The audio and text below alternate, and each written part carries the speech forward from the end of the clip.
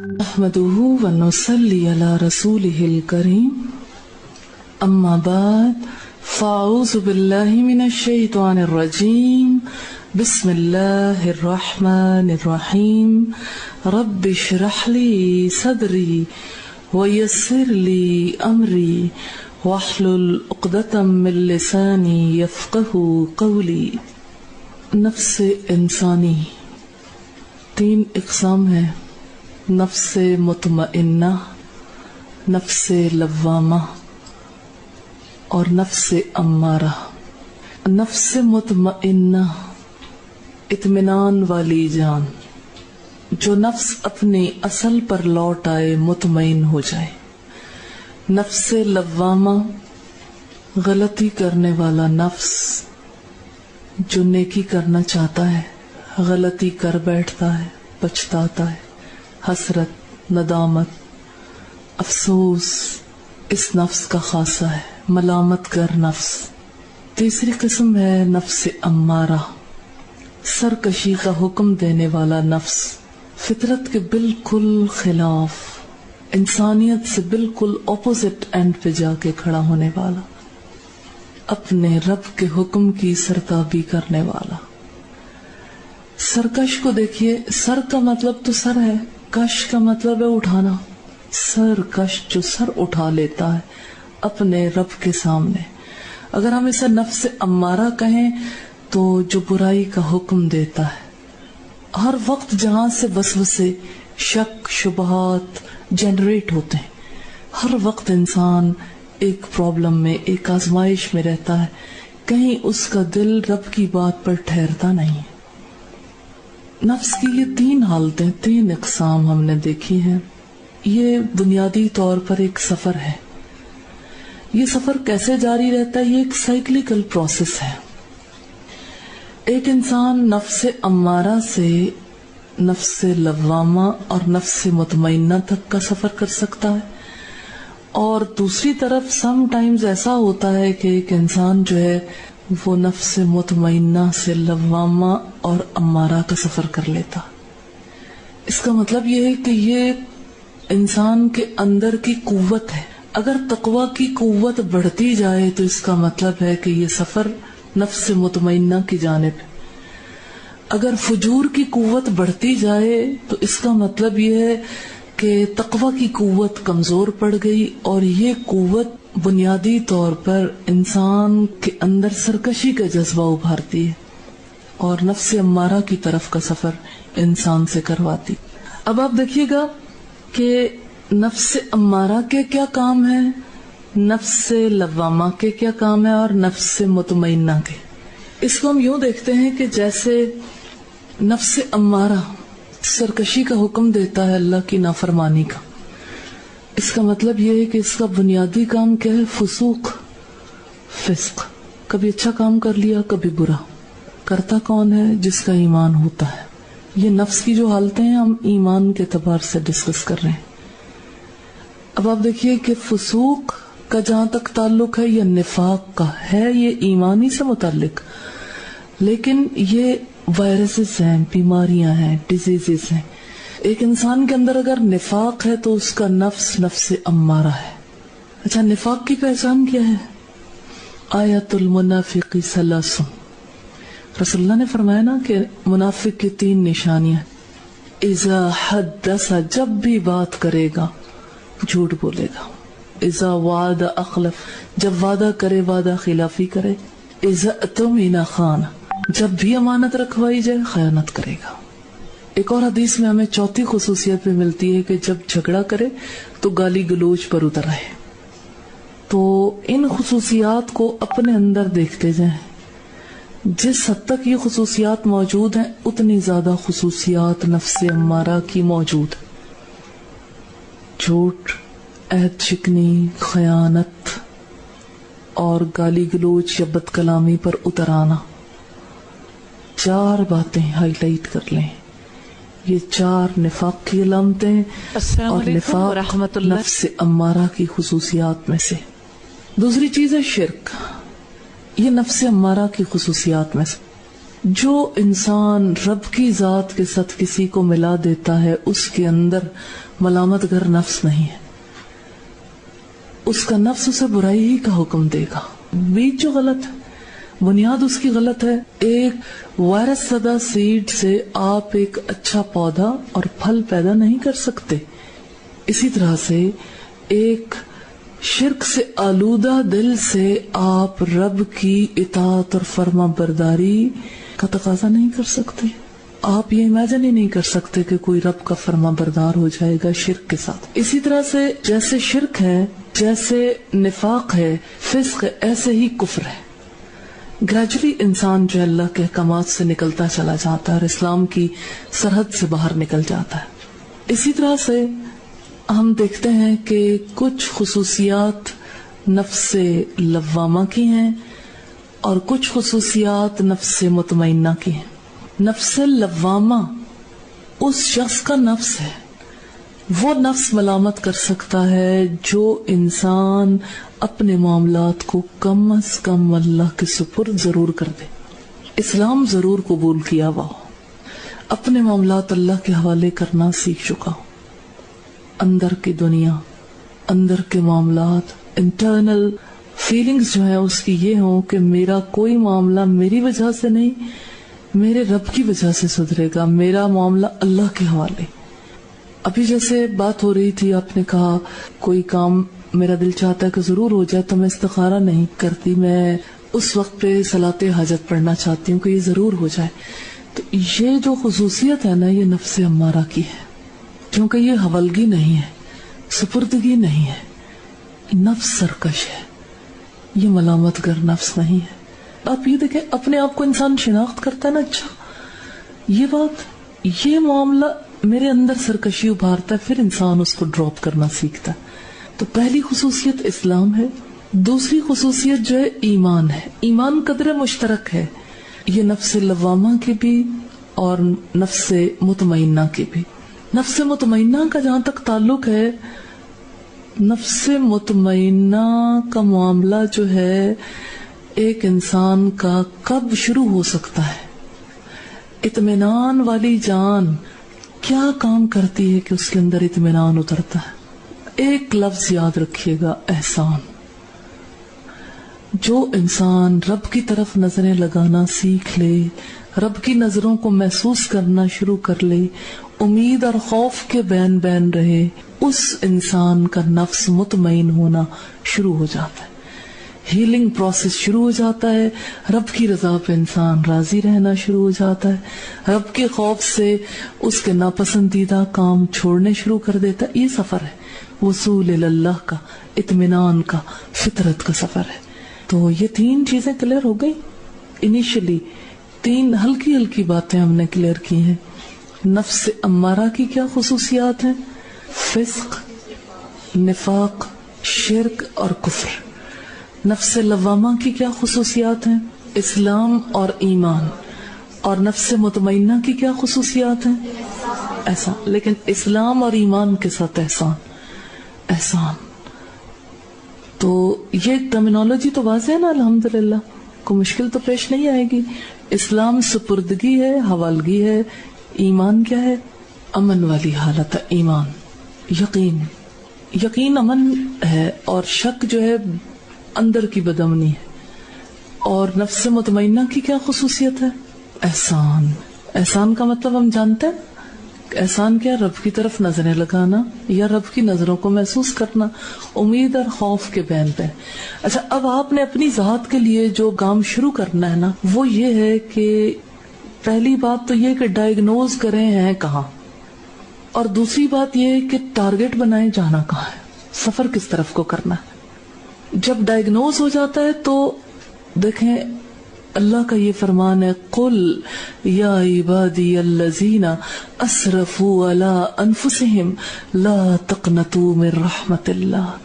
کہہ دو کہ اے میرے بندو جنہوں نے اپنی جانوں پر ظلم کیا ہے، میری رحمت سے مایوس نہ ہو جاؤ. تو مایوسی جو ہے یہ کفر ہے. مایوسی آپ کو کہاں لے جائے گی؟ ایک دم نفس امارہ میں جمپ اوور کر جائیں گے. یہ جو آپ کہتے ہیں نا کہ پھر دل کی وہ حالت نہیں رہتی، پھر عمل کرنے کو جی نہیں چاہتا، جمپ کر جاتے ہیں. تو چھلانگیں نہیں لگانی. یہ جو ہے نا سلسلہ مایوسی کا، پتہ لگ گیا کہ یہ کفر ہے، بس مایوس ہونے کی بجائے کیا کرنا، رب پر نظریں لگا دینی. اچھا، رحم طلب نظریں، توبہ والی نظریں، معافی مانگتی ہوئی نظریں، اپنے معاملات رب کے آگے رکھتے ہوئے رب کی طرف سے امید لگانے والی نظریں. تو امید والی نظر نہیں رکھ سکتے رب پر. یا معافی مانگنے والی نظر جب رب پر پڑے گی اس کو پیار نہیں آئے گا. تو خیر الخطاؤن التوابون، بہترین خطا کار وہ ہیں جو توبہ کرنے والے. اس لیے مایوسی نہیں، نا امیدی نہیں، امید رکھنی ہے اور خوف اللہ کا. اچھا، عام طور پر یہ ہوتا ہے کہ انسانوں کا خوف اپنے دلوں کے اندر رکھتے ہیں، یا کوئی نہ کوئی اور ایسی چیز بٹھا لیتے ہیں جس کی وجہ سے عمل سیدھا نہیں ہو سکتا. مثال کے طور پر آپ دیکھیں، لوگوں کے درمیان بے عزت ہو جانے کا خوف، شرمندہ ہو جانے کا خوف، لوگوں کی نظروں سے گر جانے کا خوف. اس وجہ سے ایک انسان اگر کوئی کام کرتا ہے تو وہ کام ایکسیپٹیبل ہی نہیں ہے. اور دوسری بات یہ ہے کہ لانگ لاسٹنگ بھی نہیں، اس کا کوئی فائدہ بھی نہیں. اندر ایک اضطراب، ایک بے چینی ضرور رہے گی. یہ انسانیت کے مقام سے خود کو گرانا ہے. اللہ کی بجائے کسی اور کا خوف محسوس کرنا، اپنے آپ کو فطرت سے گرانا ہے. بس یوں یاد رکھیے کہ جب فطرت سے گریں گے تو اس کی وجہ سے اندر اضطراب، قلق، بے چینی، پریشانی ضرور پیدا ہوگی. یہ پچھتاوے کی صورت بھی اختیار کر سکتی ہے اور یہ سرکشی کی صورت بھی اختیار کر سکتی ہے. تو بے چینی اور اضطراب کو معافی، رجوع اللہ میں تبدیل کرنے کی ضرورت ہے. جب بھی خطا ہو جائے اللہ کی طرف رجوع کرنے کی ضرورت ہے. تو ہم ان 3 نفوس کے حوالے سے دیکھیں گے کام کیا ہوتا ہے جس کی وجہ سے کوئی نفس امارہ بنتا ہے. ورک کون کرتا ہے اوپر، دل کے اوپر کون کام کرتا ہے، نفس پر کون کام کرتا ہے. یہ ہم ہر ایک کے لحاظ سے دیکھیں گے. مثال کے طور پر اگر ہم نفس امارہ کو دیکھیں تو نفس امارہ پر ہولڈ کس کا ہوتا ہے؟ شیطان کا. شیطان انسان سے کیا کام کرواتا ہے؟ جادو، فسق، نافرمانی کے کام. اسی طرح سے انسان شیطانی اغوا کا شکار ہو جاتا ہے. شیطان اغوا کر لیتا ہے، سوچ انسان کی ہینڈل کر لیتا ہے شیطان. اسی طرح سے اگر ہم دیکھیں تو ایک انسان کے اندر کبر اور غرور بھر جاتا ہے. ہم اس کو زیادہ ڈیٹیل سے انشاءاللہ آئندہ دیکھیں گے، لیکن مختصراً جو چیز ہم دیکھتے ہیں وہ یہ کہ ایک انسان کے اندر 2 خصوصیات پیدا ہوتی ہیں، ایک طرف ظلم اور دوسری طرف جہالت. یہ جو پوری سوسائٹی میں آپ کو جہالت اور ظلم نظر آتا ہے نا، یہ بنیادی طور پر نفس امارہ کے پھل ہیں، کڑوے کسیلے پھل. تو ظلم اور جہالت دونوں کو اگر جمع کر دیں تو فجور بن جاتا ہے. ظلم اور جہالت. ظلم میں کیا باتیں آتی ہیں میں نے پہلے بھی بتایا، جیسے جادو ہے، نافرمانی کے کام ہے، جیسے فسق، اسی طرح سے اغوا شیطان کا. پھر انسان کی سرکشی، کبر، غرور اور دل کی سختی، یہ سب جو ہے یہ ظلم میں آ جاتے ہیں. دوسری چیز ہے جہالت. جہل انسان کے اندر کیسے آتا ہے؟ بخل سے. جتنا کوئی بخل کرتا ہے جہالت بڑھتی. جتنی کسی کے اندر جہالت ہوتی اتنا بخیل ہوتا ہے انسان. اسی طرح سے ایک انسان جب کوئی بڑی برائیاں، بڑے جرائم کرتا ہے تو اس کی وجہ سے جہالت بڑھ جاتی. مثال کے طور پر ایک انسان جب زنا کر لے تو اس کے اندر جہالت میں مزید اضافہ ہو جاتا ہے. جہالت کی وجہ سے انسان یہ کام کرتا ہے، اور زیادہ اضافہ ہوتا ہے، اور زیادہ انسان فاسق و فاجر بن جاتا ہے. اسی طرح سے بے حیائی کا کوئی کام، بے حیائی کا کوئی منظر دیکھنا، بے حیائی کی کوئی بات پڑھنا، بے حیائی کی کوئی بات کرنا، فحش کسی بھی فارم میں ہو، یہ جہالت ہے. اب دیکھ لیں کہ جہاں کہیں فحاشی ہوگی وہاں علم نہیں ٹھہر سکتا. اس قلب کے اندر کبھی اللہ کا نور نہیں ٹھہرے گا. جہاں دل بے حیا ہو جاتا ہے، جہاں انسان بے حیائی دیکھتا رہتا ہے، بے حیائی پڑھتا رہتا ہے، سنتا رہتا ہے، بے حیائی انسان کو جہالت تک لے جاتی ہے اور جہالت کو پروموٹ کرتی. اسی طرح سے مال جمع کرنے کی جو ہوس ہے، تکاثر.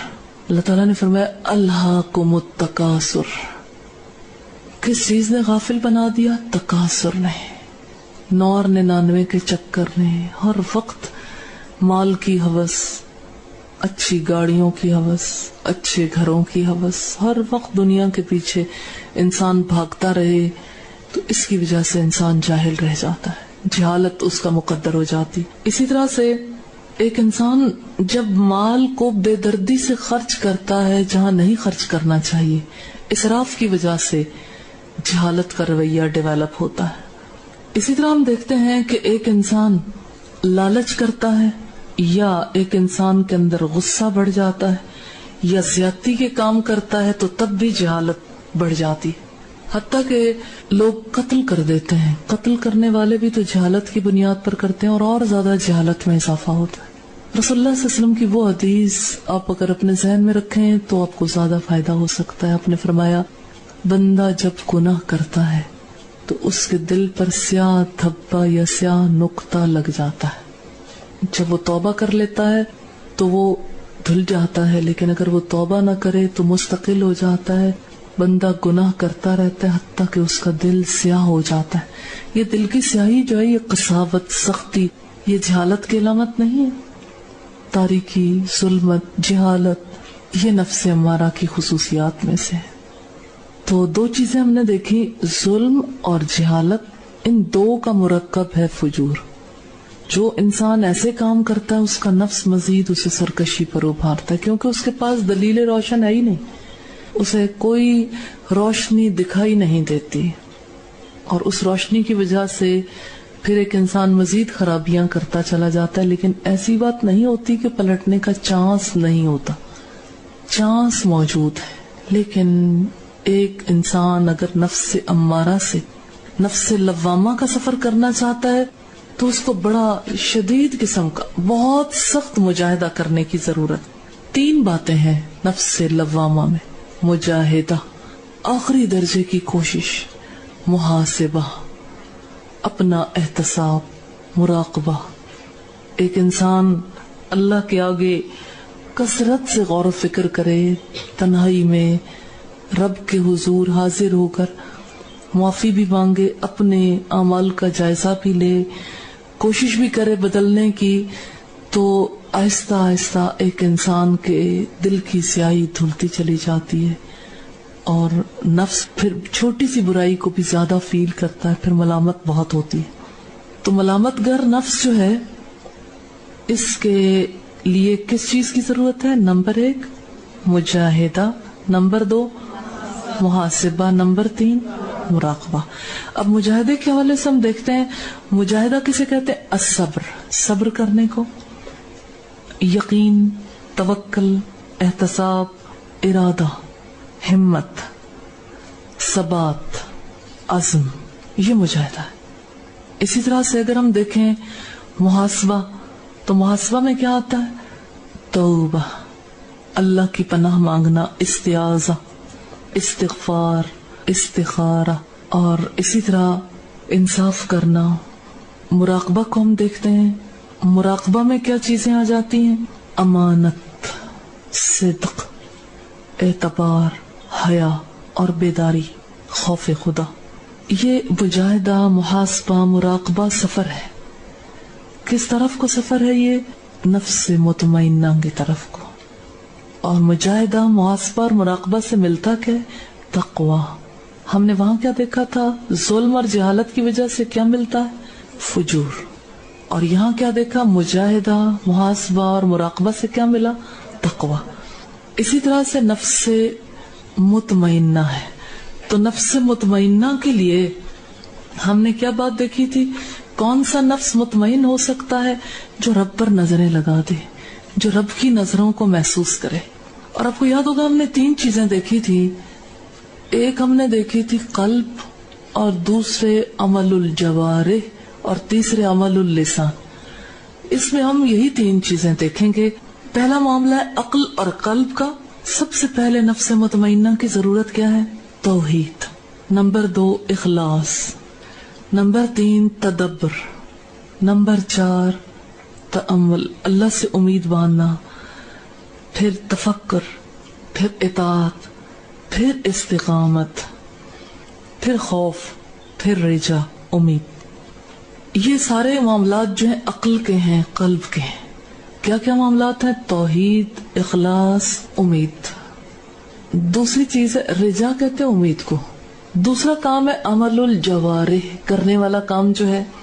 تو اعضاء کا کام کیا؟ الصلاۃ، نماز، الصیام، روزہ، الحج، الزکاۃ، الطہارہ، عفت اور پاک دامنی، البر، نیکی کے سارے ہی کام اس میں آ جاتے ہیں. الانفاق، جتنا انفاق بڑھے گا اتنا زیادہ تقویٰ آئے گا.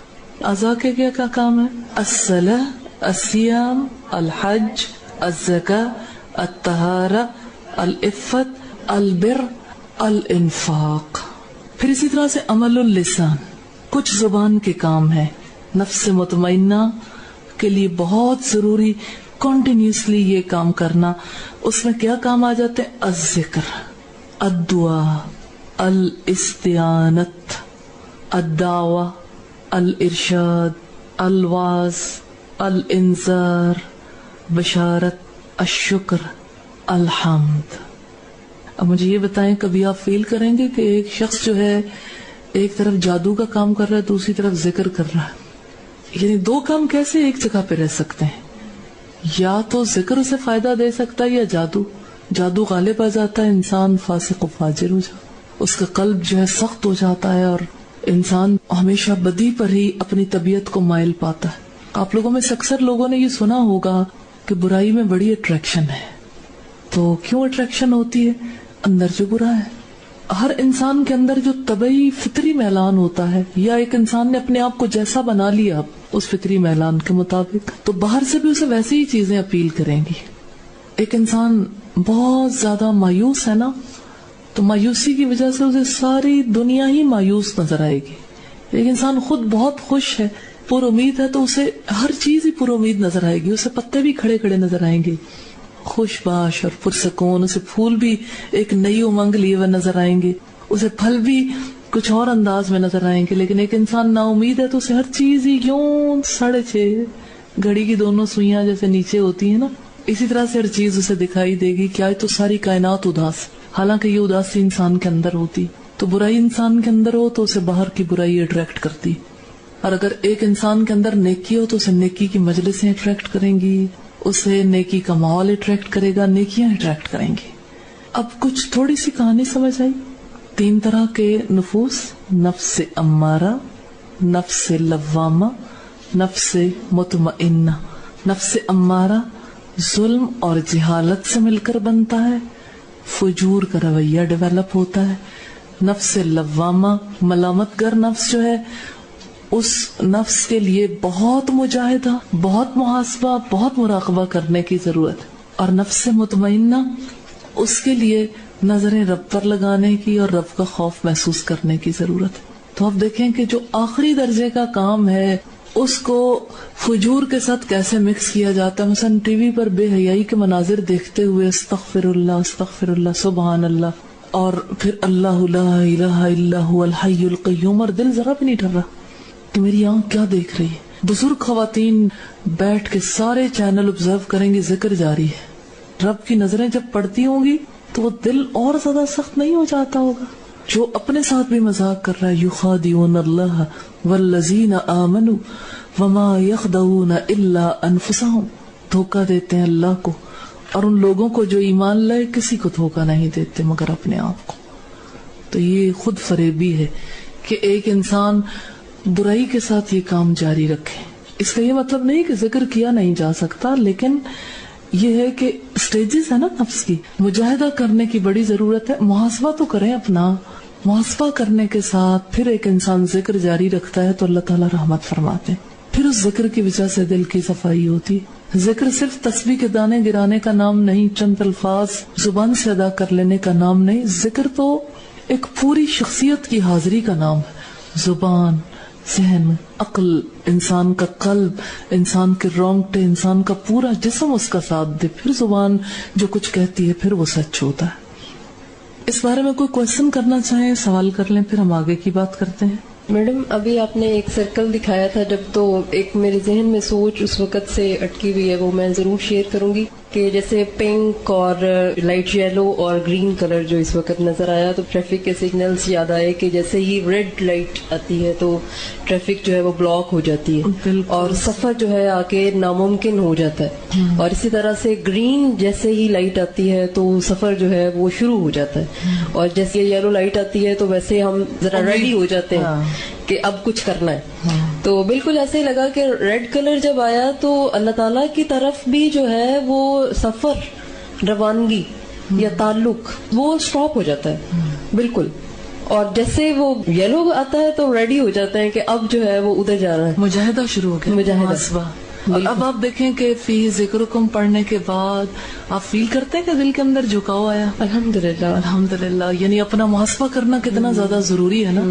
محاسبہ کرنے سے دل کی صفائی ہوتی ہے، پھر انسان اگلی طرف پڑھتا ہے. مجاہدہ علم کے اصول کے لیے، اور مجاہدہ اپنی برائیوں کو دور کرنے کے لیے، اور محاسبہ اپنا پیچھا کرنا تو انسان کو سب سے زیادہ فائدہ دیتا ہے. انسان کا پرابلم یہ انسان دوسروں کا پیچھا کرتا، تو اسی سے انسان پھر اگلا سفر کرتا ہے، پھر اس کے اعضاء بھی کام کرتے ہیں، پھر اعضاء کا کام فائدہ دیتا ہے، صلاۃ فائدہ دیتی ہے، پھر زکوٰۃ فائدہ دیتی ہے، پھر انسان کو زبان کے کام بھی فائدہ دیتے ہیں، ذکر بھی، استعاذہ بھی، استعانت بھی، اور اسی طرح سے انسان کے قلب کے جو اعمال ہیں پھر اس کو فائدہ دیتے ہیں.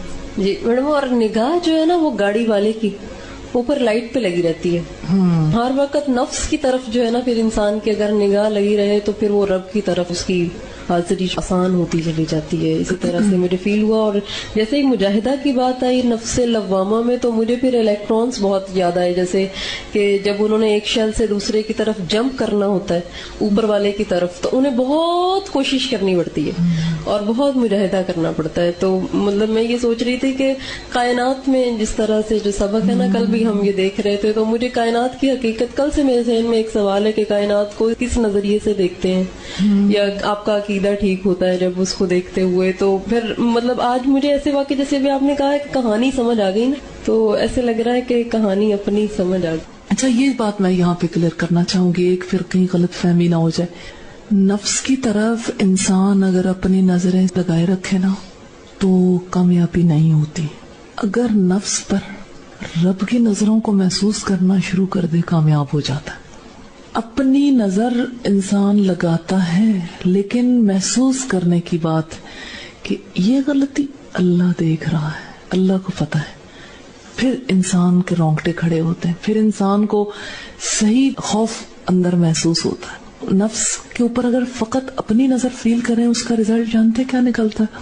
انسان کہتا ہے چلو کوئی بات نہیں پھر دیکھ لیں گے، خود اگنور کرتا ہے. لیکن رب کی نظروں سے حقیقی خوف انسان کو نصیب ہوتا ہے. کیا ایک ہی معاملے میں نفس کی یہ تینوں سٹیجز بار بار انٹرچینج ہو سکتی ہیں؟ اگر بار بار ایسا ہی ہو تو بے چینی بڑھتی ہے، ختم یا کنٹرول کیسے کریں؟ مثال کے طور پر ایک معاملہ ہے صلاۃ کا. انسان نماز پڑھ رہا ہے تو ظاہر ہے نماز کی ادائیگی کے موقع پر وہ اللہ کی طرف جھکا تو صحیح، اس کے اندر ملامت آتی ہے جس وقت اس کا دھیان پوری طرح سے نماز کی طرف نہیں ہوتا، اور ایک انسان کے اندر اطمینان اترتا ہے جب اس کا اللہ سے صحیح والا لنک جڑ جاتا ہے. لیکن اس میں نفس امارہ والی خصوصیت یا کیفیت جو ہے وہ نہیں آتی پھر، کہ ایک انسان کے اندر جب ملامت آتی ہے تو ایک وقت میں تینوں کیفیات نہیں ہوتی، لیکن ایک انسان اگر اس کے اندر ملامت پیدا نہیں ہوتی تو آٹومیٹیکلی پھر سرکشی ہوتی ہے. وہ تو ہے سرکشی، پھر ملامت نہیں ہوگی. سرکشی کی سٹیج سے انسان ملامت کے ذریعے سے ہی جمپ اوور کرتا ہے. تو یہ ہے کہ اگر سرکشی سے ایک انسان ملامت کی طرف جاتا ہے اور ملامت سے اطمینان کی طرف، تو اطمینان تو خود بخود تکلیف کو ختم کر دیتا ہے. تو ملامت سے یا تکلیف سے نکلنے کے لیے توبہ کا دروازہ جو اللہ نے کھول رکھا، توبہ، استغفار، یہی چیزیں ہیں جو انسان کو بہت زیادہ ہیلپ کرتی ہیں. اللہ کے آگے جھک جانا، خطاؤں کا اعتراف کرنا. آپ یوں دیکھیں دنیا کی زندگی میں، جیسے آپ سے کوئی خطا ہو جاتی ہے تو خطا ہونے کی صورت میں آپ جب معافی مانگتے ہیں، مثلا امی سے آپ معافی مانگ رہی ہیں یا ابو سے معافی مانگ رہی ہیں یا اپنے کسی پیارے سے معافی مانگ رہی ہیں، تو آپ کو امید ہوتی ہے اپنے بڑے سے، ایک تو ہے نا اپنے لیول کے افراد، ایک ہے اپنے سے بڑے افراد، تو اپنے سے بڑے افراد سے امید ہوتی ہے، رحم طلب نظروں سے دیکھتے ہیں اگر کوئی خطا بڑی ہو کہ ایک دفعہ معافی مل جائے، ایک دفعہ یہ قصور معاف کر دیا جائے. تو آپ دیکھیں کہ آپ ابھی اگر صرف رحم طلب نظروں سے دیکھنے کے اینڈ پر ہیں تو آپ اس کیفیت کو محسوس نہیں کر سکتے جو ایک ماں کی کیفیت یا ایک باپ کی کیفیت ہوتی کہ میری اولاد کے دل میں اپنی خطا کا احساس تو پیدا ہوا. تو جب کوئی اعتراف کر لیتا ہے تو دوسری طرف سے معافی بھی ملتی ہے اور اس سے انسان کے اندر اطمینان آتا ہے، سکون اسی سے انسان کے اندر اترتا ہے. کیا یہ تینوں طرح کے جو نفوس ہیں دنیا میں اپنے جیسے نفوس کی تلاش میں رہتے ہیں؟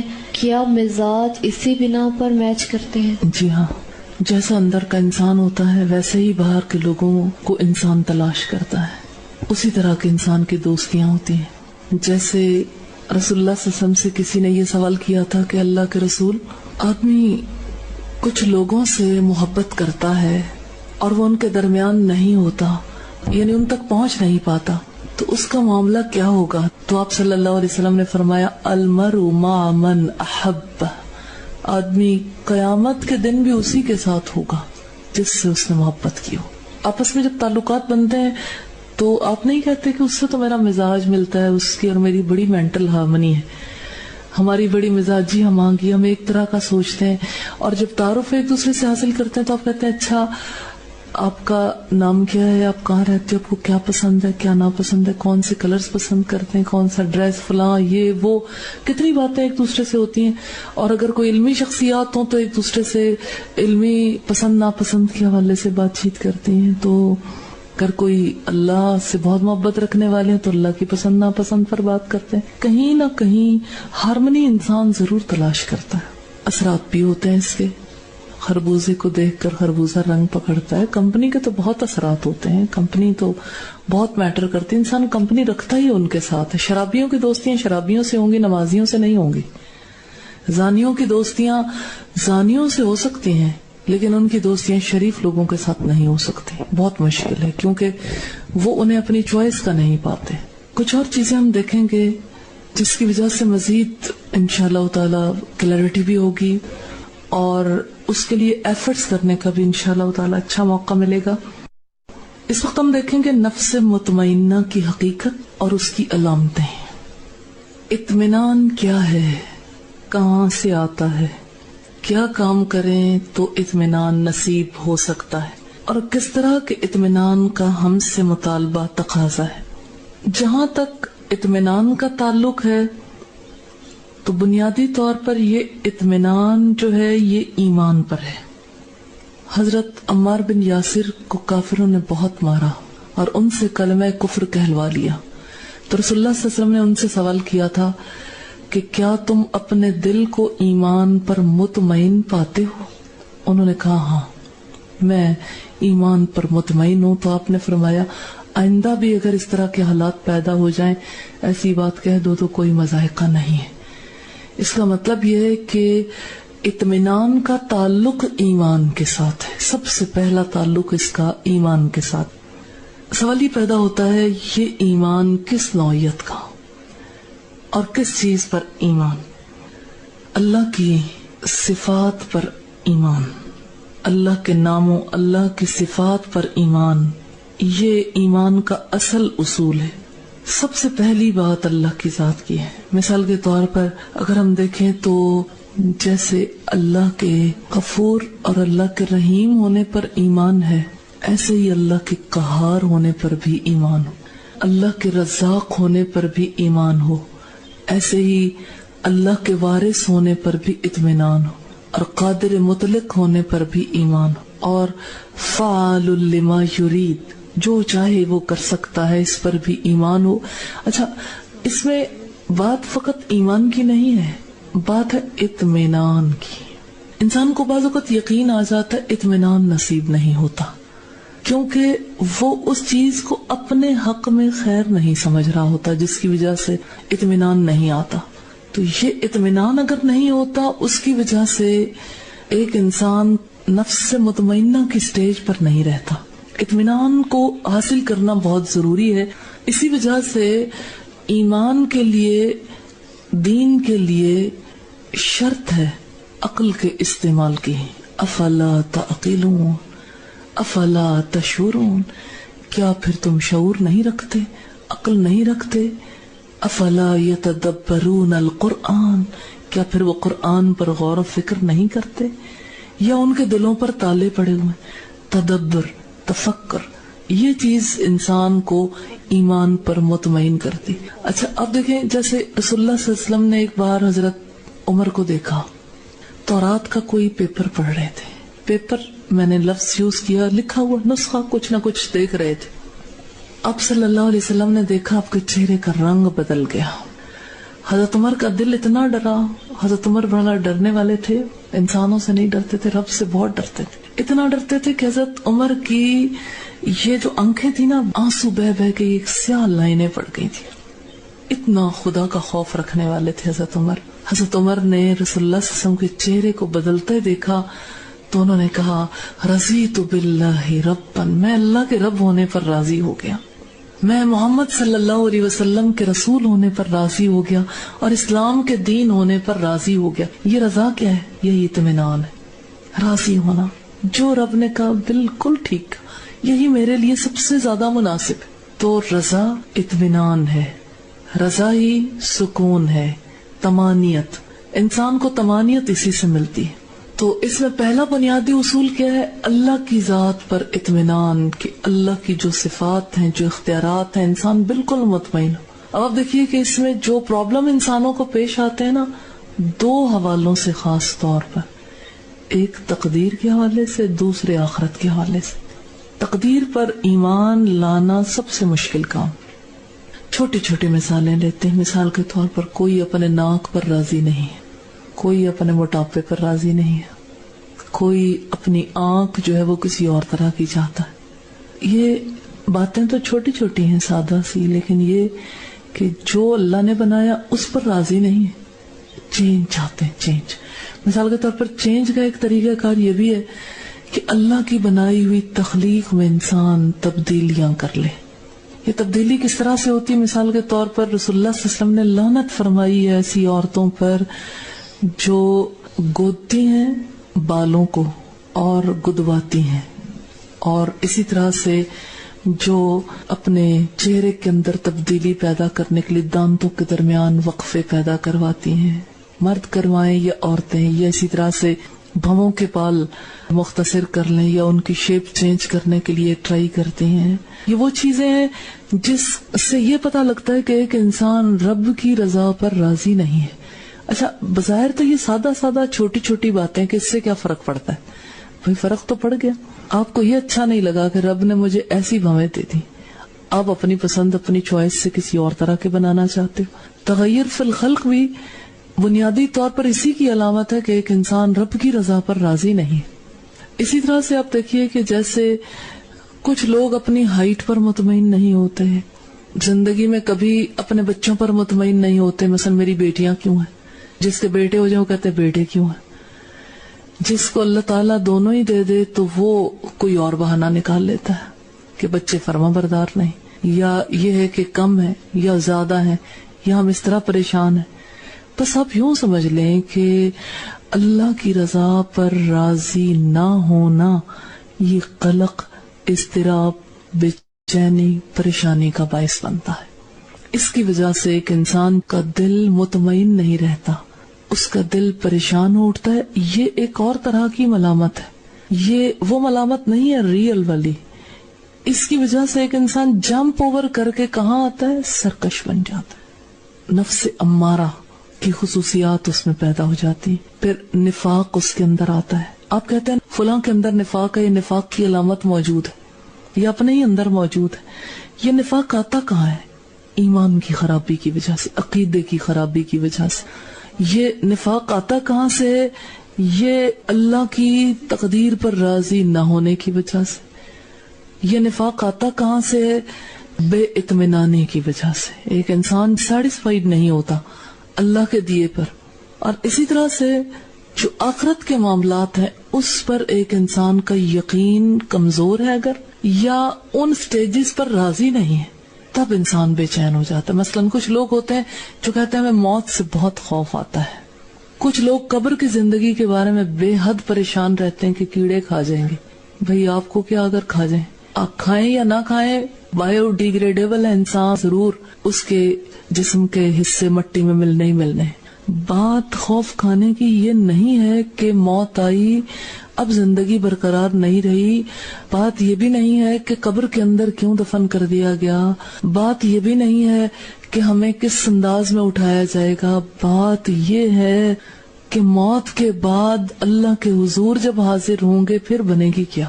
یہ خوف کھانے کی بات کہ کیا موت کے بعد کی تیاری کر لی. جیسے رسول اللہ صلی اللہ علیہ وسلم سے کسی صحابی نے پوچھا, یا رسول اللہ قیامت کب آئے گی؟ آپ نے جواباً پوچھا, تم نے اس کے لیے کیا تیاری کی ہے؟ تو اس نے کہا, میں اللہ اور اس کے رسول سے محبت رکھتا ہوں. اچھا, یہ بات سادہ سی نہیں ہے محبت کی, اتنی ایزی سمپل نہیں ہے, زندگی بھر کی ریاضت ہے. محبت ریاضت کا نام ہے, اور اللہ سے محبت, اللہ کے رسول سے محبت, ساری زندگی ایفرٹ کرے تب کہیں انسان اس مقام پر پہنچتا ہے. تو یہاں سے آپ دیکھیے گا کہ قیامت کے ساتھ رسول اللہ نے لنک کس چیز کا جوڑا؟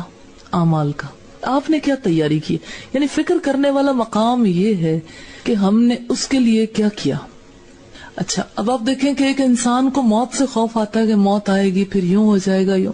بھئی وہ ہمارے فکر کرنے کی کیا بات ہے؟ جس نے موت دینی ہے اس نے خود ہی سارے کام کر لینے, اور باقی یہ ہے کہ قبر میں پہنچیں گے, باقی کام بھی وہ ہماری ذمہ داری نہیں. ہمیں اپنی رسپانسبلٹیز کی طرف دیکھنا ہے نا, کہ دنیا میں رہتے ہوئے ہمیں موت کے بعد کی زندگی کے لیے تیاری کرنی ہے. لہٰذا اللہ کی رضا پہ راضی ہو جائیں, اللہ کا بنایا ہوا طریقہ کار ہے. مثلا میں تو سوچتی ہوں موت جیسی رحمت ہو ہی نہیں سکتی انسان کے لیے.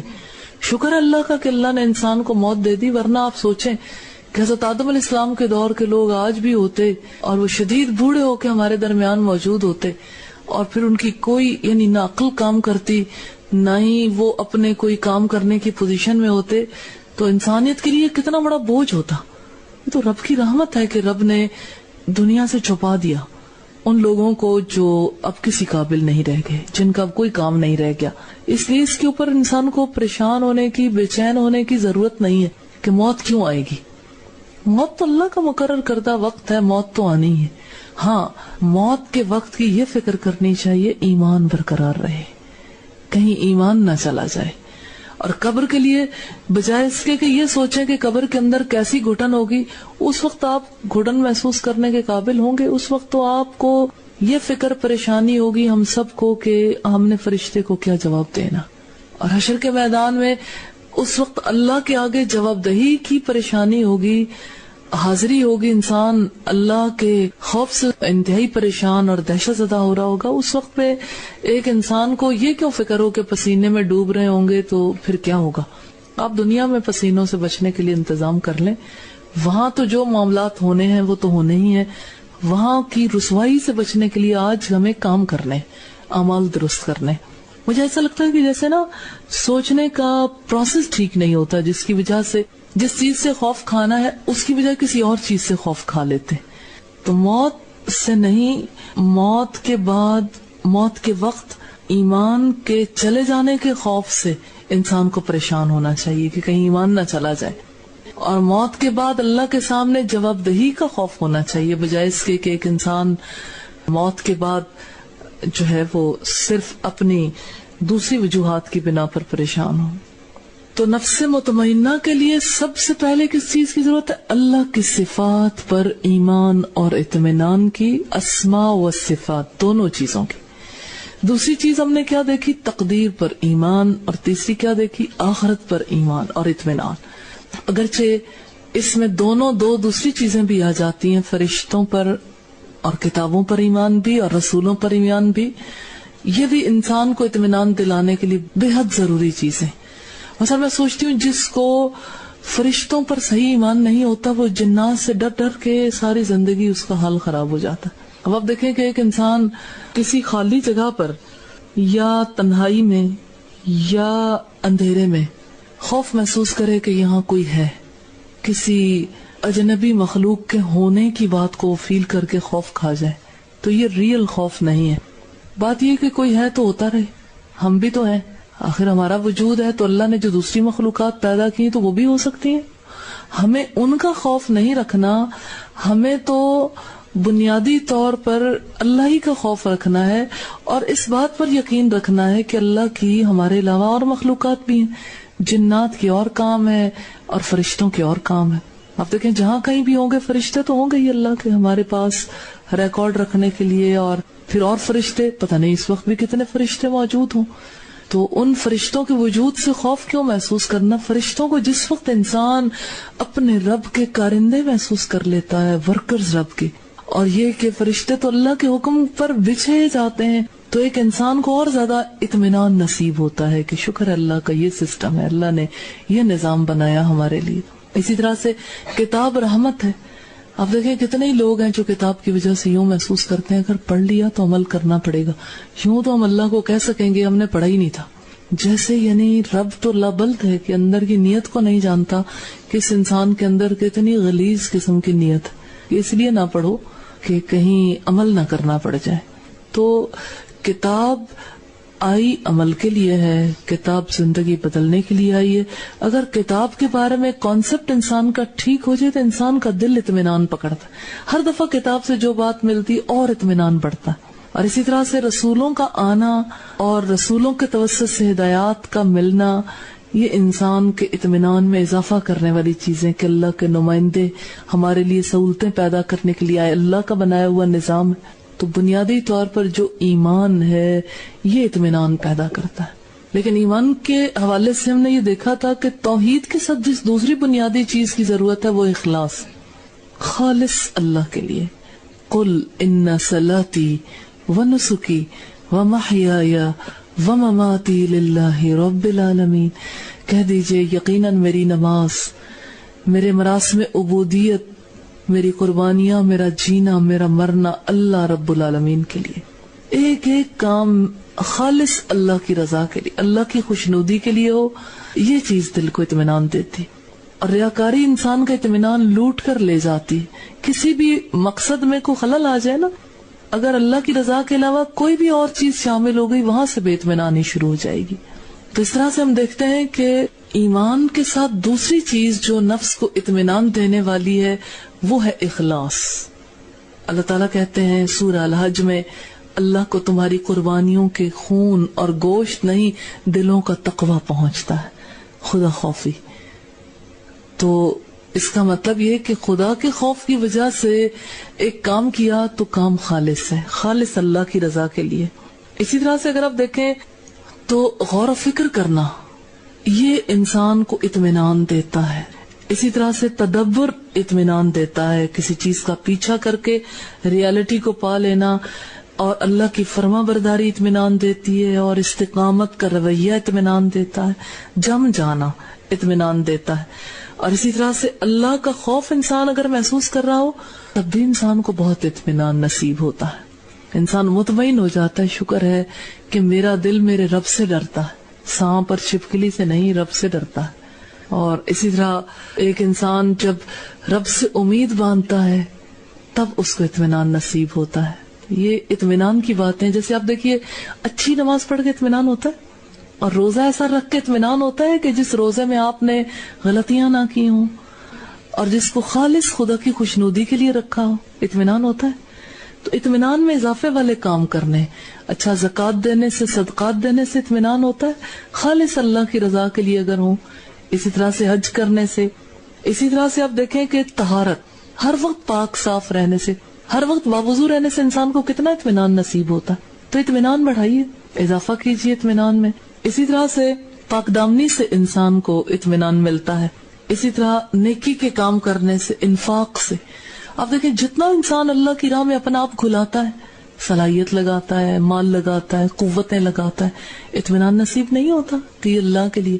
اور اگر ایک انسان ریئلائز کر لینا اور رب پر نظریں باندھ کے کہے کہ یا اللہ صرف آپ کی خاطر گھر سے نکلتی ہوں, اور آپ کے کہے پر گھر واپس جاتی ہوں کہ اب شام ہو گئی, اب مجھے گھر جانا ہے, تو آپ دیکھیں کہ آپ کے دل کے اطمینان کی کیفیت میں کتنا زیادہ اضافہ ہوگا انشاءاللہ تعالی. اسی طرح سے اطمینان دلانے والی اور چیزیں, ذکر کرنے سے اطمینان ہوتا ہے, دعا کرنے سے, اچھی دعائیں کرنے سے, اور پھر اللہ کی پناہ مانگنے سے, پھر اسی طرح استخارہ کرنے سے اطمینان ہوتا ہے دل کو. یہ وہ چیزیں ہیں جو اطمینان دلانے والی ہیں. اور سب سے بڑی بات ہے الدعوہ، لوگوں تک اللہ کی بات کو پہنچانے سے اطمینان ہوتا ہے کہ چلے میرے توسط سے یہ فلاں بات تو پہنچ گئی الحمدللہ. اور اسی طرح سے دوسروں کو خوشخبریاں دینے سے انسان کو اطمینان ملتا، خود کو خوشخبری دینے سے بھی اور ڈراوے سے. اور اسی طرح بہت زیادہ جو چیز انسان کو اطمینان دلاتی وہ شکر ہے. آپ دیکھیں کہ رسول اللہ کے پیچھے کسی شخص نے کہا یا ربی لک الحمد کما ینبغی لجلال وجہک وعظیم سلطانک. تو رسول اللہ صلی اللہ علیہ وسلم نے کہا ابھی یہ کس نے کہا کہ اللہ کے اتنے فرشتے، شاید روایت میں یہ آتا ہے کہ 30,000 فرشتے لپکے اس ذکر کو لینے کے لیے. کتنا خوبصورت ذکر کسی نے کیا، اللہ کا شکر ادا کیا اس انداز میں. تو شکر کرنا دل کو اطمینان سے بھر دیتا. ایک انسان اپنی طرف جب رخ نہیں کرتا نا کسی کام کا، اپنے رب کی طرف کرتا ہے تو اس کی وجہ سے دل کو اطمینان نصیب ہوتا ہے. اسی طرح سے کچھ چیزیں ایسی ہیں کہ جو انسان کو بہت زیادہ اطمینان دلانے والی ہوتی ہیں. آپ کی زندگی میں کبھی ایسا وقت آیا جب آپ اپنے کسی غلط کام پر اللہ کے سامنے بہت روئے ہو، بہت گڑ گڑا کر معافی مانگی ہو؟ معافی مانگنے پر دل کو اطمینان ہوتا ہے. یہ ہیں کام اطمینان والے. ان کاموں کو جتنا زیادہ اپنی زندگی میں جگہ دیں گے انشاءاللہ تعالی اطمینان نصیب ہوگا. لیکن کچھ چیزیں ہیں جو اطمینان کو ختم کر دیتی ہیں. جانتے ہو کون سی چیز؟ نمبر 1 غضب، غصہ. آپ کو غصہ آ گیا نا، فلیئر اپ ہو گیا، آپ آگ لگ گئی. آگ تو اطمینان کو ختم کر دیتی ہے. اب آپ دیکھیں کہ غصہ جو ہے نا یہ تو آگ کی طرح ہے، انسان کو بھسم کر دیتا ہے، جلا دیتا ہے. تو غصے کی وجہ سے ایک انسان کا اطمینان رخصت ہوتا ہے. تو اب مجھے یہ بتائیے جب ایک انسان کو یہ پتا چلے کہ میری اطمینان ختم ہو جائے گا اگر میں نے غصہ کیا، پھر یہ بتائیں کہ جب لا تغضب والی حدیث انسان کو یاد آ جائے پھر کیسا لگتا ہے؟ رسول اللہ کی رحمت محسوس ہوتی ہے نا کہ تو میرے فائدے کے لیے کہ میں نے غصہ نہیں کرنا، آپ غصہ نہ کرو. اسی طرح دوسری جو چیز ہے نا وہ ہے غفلت. انسان جو ہی غافل ہوتا ہے اطمینان رخصت ہو جاتا ہے.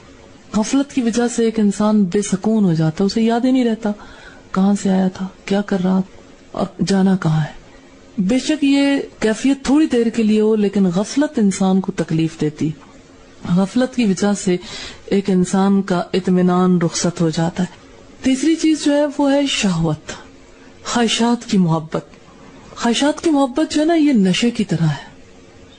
انسان کو جیسے نشہ نہیں ہو جاتا کسی چیز کا، جیسے شرابی کو شراب کا نشہ ہو، اسی طرح سے ایک انسان کو نشہ ہو جاتا ہے اپنی خواہش کا.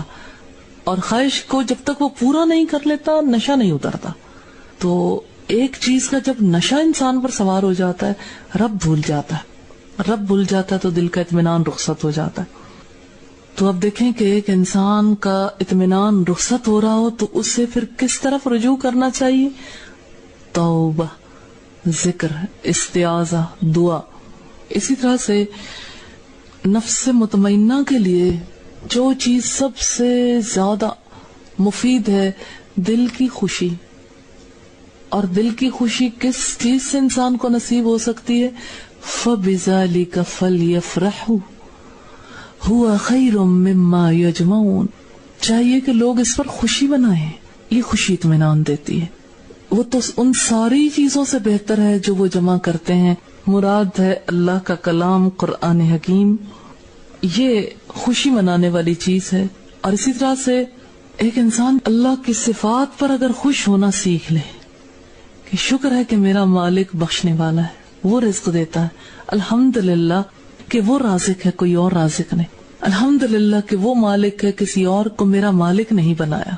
یہ شکر جو ہے یہ انسان کو اطمینان دیتا ہے. اللہ کے ناموں کی وجہ سے یہ شکر ادا کرنا سیکھیں تاکہ اطمینان نصیب ہو دل کو، تاکہ دل کا اضطراب دور ہو. اور اسی طرح سے رسول اللہ صلی اللہ علیہ وسلم کی سنت، آپ صلی اللہ علیہ وسلم کے کلام پر جب ایک انسان محسوس کرتا ہے کہ یہ میرے اوپر رحمت ہے، تسکین ملتی ہے، انسان کو اطمینان نصیب ہوتا ہے. اسی طرح سے ہم دیکھتے ہیں کہ ایک انسان جتنا زیادہ توبہ کا رویہ اپناتا ہے اتنا زیادہ اس کا دل مطمئن ہوتا چلا جاتا ہے. اور یہ وہ چیز ہے جس سے شیطان بے حد روکتا ہے. اس کے لیے بڑا مجاہدہ کرنے کی ضرورت. اب دیکھیں ایک انسان کو توبہ سے روکنے والی کیا چیز ہے؟ اتنی بھی بڑی بات نہیں، کوئی ایسی بات نہیں، سارے لوگ ہی کر رہے ہیں اور ابھی کون سا کسی کو پتا چلا ہے، اور جب پتا چل بھی جائے نہیں دراصل بات یہ ہوئی تھی، تو توبہ سے رک گئے نا، اپنی غلطی پر جسٹیفیکیشن دے لی، دوسروں کو مطمئن کر لیا، خود کو بھی بہلا دیا. توبہ جو ہے نا یہ تو کی ہے، آپ یوں سمجھ لیں یہ خوشیوں کے دروازے کی چابی ہے. بس توبہ سے ہی خوشی کا، اطمینان کا دروازہ کھولنا ہے. اسی طرح سے ہم حضرت ابن عباس کے حوالے سے دیکھتے ہیں، اطمینان کی انہوں نے تعریف کی ہے. کہتے ہیں کہ نفس مطمئنہ کیا ہے؟ وہ نفس جو تصدیق کرنے والا ہے، ہمیشہ حق کی تصدیق کرے. کیسے تصدیق کرتا ہے؟ زبان سے، دل سے اور اپنے اعمال سے. نفس مطمئنہ وہ ہے جو حق کو حق کہنے والا، اس کی تصدیق کرنے والا. اور اسی طرح سے حضرت حسن کہتے ہیں نفس مطمئنہ سے مراد ایسا نفس ہے جو سچائی کی تصدیق کرنے والا. مجاہد کہتے ہیں کہ یہ وہ نفس ہے جو یقین رکھتا ہو کہ اللہ اس کا رب ہے اور جو کچھ وہ حکم دیتا ہے وہ ہو کے رہتا ہے. اور اسی طرح سے ابن ابی نجیح کہتے ہیں نفس مطمئنہ وہ ہے جو اللہ کے سامنے بچھا رہتا ہے، جھکا رہتا ہے، جس کے اندر اخبات ہو. اور اسی طرح سے اگر ہم دیکھیں کہ طمانیت کیسے انسان کے اندر آتی ہے، دو چیزوں سے، علم سے، ایمان سے. اور طمانیت کے لیے انسان کا ارادہ کرنا ضروری ہے، عمل کرنا ضروری. اب آپ دیکھیے گا دو پہلو اس کے ہو گئے، ایک ایمان اور دوسرے کیا ہے؟ علم. اور تیسرے کیا ہے؟ ارادہ. اور چوتھی کیا چیز ہے؟ عمل. اچھا ارادہ جو ہے نا، علم، ایمان، ارادہ، پھر عمل. نارملی کیا سمجھا جاتا ہے؟ علم، ایمان اور عمل. ارادہ ہوتا ہی نہیں، جس کی وجہ سے اطمینان نہیں ملتا. اطمینان بہت ضروری ہے اور اطمینان کے لیے ارادہ کرنا بہت زیادہ ضروری ہے. اچھا اب یہ اگلی چیز جو ہے وہ ہے نفس مطمئنہ کا سفر. پہلی منزل کون سی ہے؟ پہلی منزل ہے بیداری کی، یعنی انسان غفلت سے بیدار ہو جائے. تو یہ سفر کس چیز سے کس طرف کو ہے؟ شک سے یقین کی طرف کا سفر. خود سے خود نہیں ہوگا، ذہنی شعوری سفر ہے.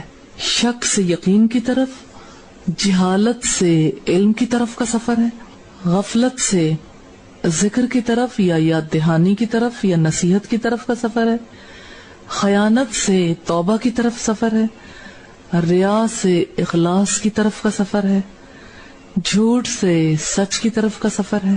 اور اسی طرح سے اگر ہم دیکھیں تو بنیادی طور پر برائی سے یہ اچھائی کی طرف کا سفر ہے، شر سے خیر کی طرف کا سفر ہے. تو شر خود بخود نہیں چھوٹتا، شر چھوڑنا پڑتا ہے، خدا حافظ کہنا پڑتا ہے.